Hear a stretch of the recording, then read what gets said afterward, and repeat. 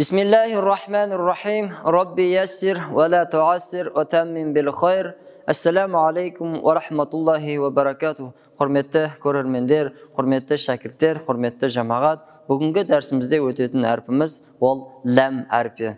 Fatha men, kasra men, damma men okuluğunda la, li, lu. Және де сөздің басында жазылатын түрі, ортасында және де соңында. Өйткені осы ләм мен алифті кейбір кезде шатастырып жатады. Сол үшін мұқият болыңыздар. Ләм кішкене асты иілген, және де алиф әрдайым тік тұрады. Енді басынан бастап оқимыз. Бұйырса, қараңыздар.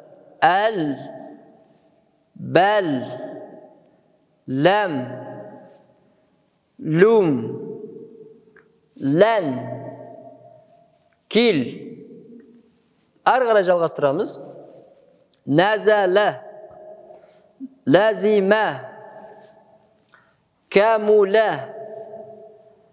анзала, алзама, акмала, акалат, акална, акалта, акалти, акалту, akaltum, bulbul, yalamlam, tazalzala, yatazalzalu, mutazalzil.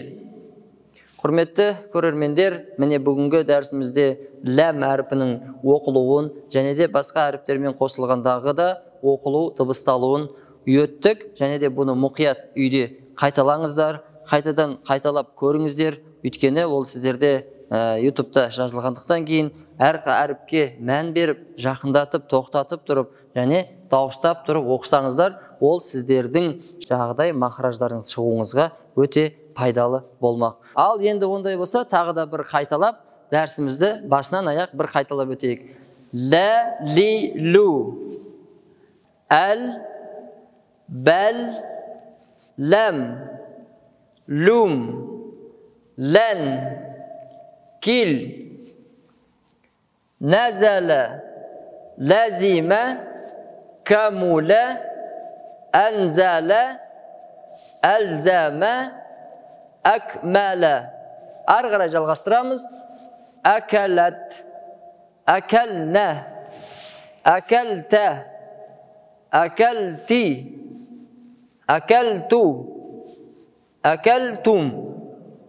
Және де соңғы қатар булбул, яламлам, тазалзала, ятазалзалу, мутазалзил.